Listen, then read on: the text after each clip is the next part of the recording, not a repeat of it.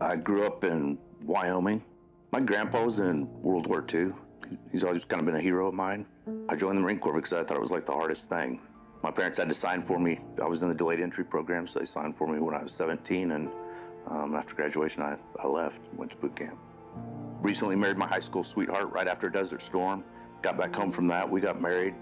Felt like I'd started a new path in life, and the Marine Corps was slowing down on bodies, and so I got out. Came back home to Tulsa, Oklahoma, where we were both from, and I started looking for a job. My wife got pregnant, my daughter, and I recognized that I was gonna need to make a little bit more money. I went to Tulsa Welding School.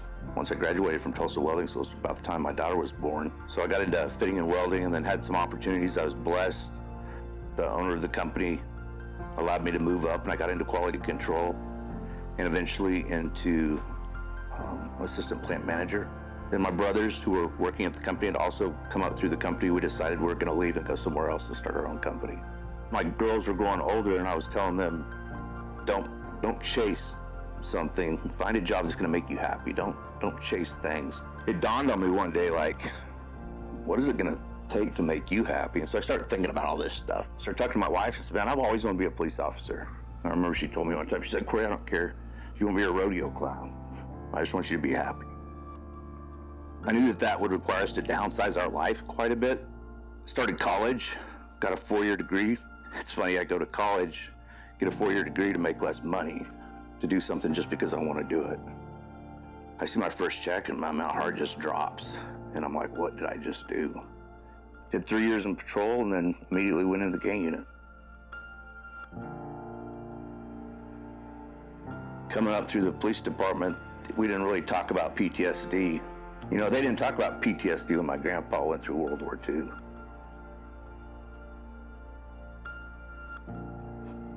Yes, it's different for cops, I guess, because you see things every day and you just get used to them, right? I don't think we do a very good job at telling the young officers as they're coming in what that's gonna be like, right? And so the officers generally go shift to shift, and sometimes they're working the night shift and they go to work and they might see some really cool things and some really horrible things, but they don't really process it. They just go back home, sleep for a little while, and go right back at it. So between suicides, whether it's a call that you go to, how that affects the family, how it affects you, calls with young children. I know a lot of the guys had young kids, and we'd go to a call where a baby died, and these guys were just thinking, that's my boy's age, that's my daughter's age. Yeah, there's just a lot of things that they don't show on TV when you start thinking about being a police officer, and so yeah, I think over time that just builds up, and it affects people and it affects everybody different. I think the Tulsa Police Department did a really good job of having somebody come in and talk to us about this on the front end. But to talk about it for an hour or however long that was, nothing can prepare you for, you know, shift after shift after shift of stuff. As a young officer, you go to a call with a senior officer and you see stuff and it doesn't bother them, so it shouldn't bother you. If there's a shooting, an officer-involved shooting, I remember that the last day on the job that I was in uniform, one of our guys in the unit comes over the radio, officer-involved shooting, and the last thing I did in uniform was put handcuffs on this dead guy and pull him out of the car. My buddy was fine, the guys in the unit were all fine. But then we just get together later and drink. But that's just what we did, and that's just what we did. Yeah, and at times it would be better, right? You know, there's certainly times and seasons in your life where things are better, but I was on the department for just over 3 years, right around the 3-year mark, and I had an affair and got divorced. I broke my wife's heart. She was obviously hurt, and she told my daughters. I'm divorced in an apartment now by myself. I'd let down, obviously, my wife, my daughters, my family, and I didn't care. I mean, I was just so selfish. End up reconnecting with a girl I knew in high school who was divorced. We get together, and she starts talking about Jesus. I know here's a woman who wants something that I can't offer.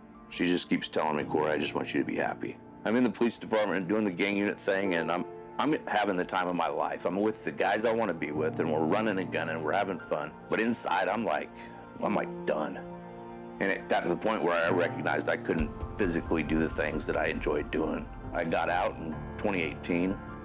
I needed something to do, and I thought, well, great opportunity, right? Let's go back to school. I went back to school to get my master's degree in mental health counseling because I was broke. And a lot of my friends were broke, and I just thought, let's figure out how to fix this. I got my degree, and I learned a lot of really cool techniques. While they were good tools, I was really looking for something that would fix me, and I couldn't find that. I'm retired, I don't have any responsibilities, and man, I'm just in a dark place. I remember having suicidal ideation off and on throughout the years, but at this point in my life, it was like the loudest it's ever been. Somehow, I've got a relationship again with my daughters. I don't know how. Things are getting better, right? Everything's getting better. And everything inside me is getting worse. I came back home and I remember I just sat on my bed and I cried. And my wife just like held me.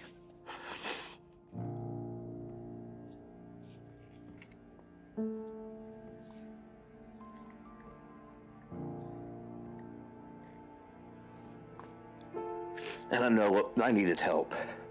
The guy I used to train jiu-jitsu with before the police academy, and I go in there and I start talking to Pete about this guy, and he started talking about this Mighty Oaks program. And there was something different in Pete.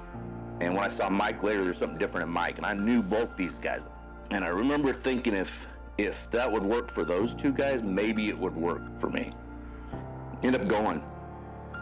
I didn't want to go. I was scared because if this didn't work for me, I didn't know what was going to work for me. And I felt like I was at the end of my rope. I come here, I go into my room, there's assigned rooms, there's a note. I open up this card with my name on it, and there's a card inside, and people telling me that they prayed for me. Like,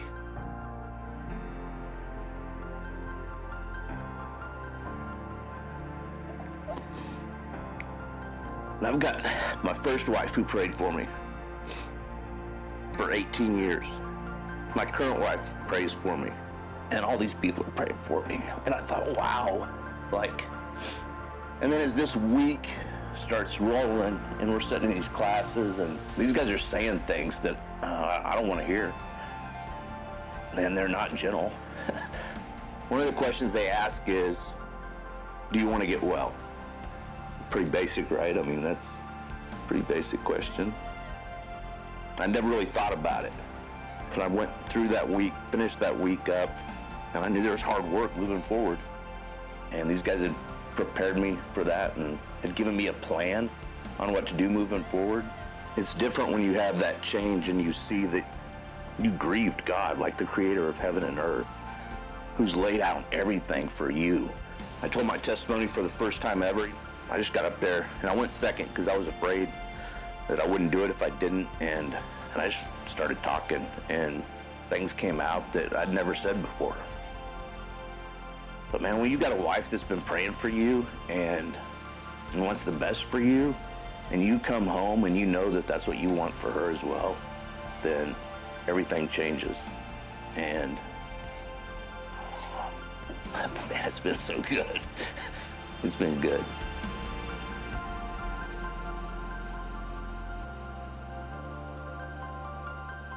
I've come to recognize that the hardest thing I'll ever do is walk this out the way I'm supposed to. So I would challenge you guys. If you're out there and you're doing something and it's not working, I mean, wake up. Give it a try. What do you have to lose? I don't know.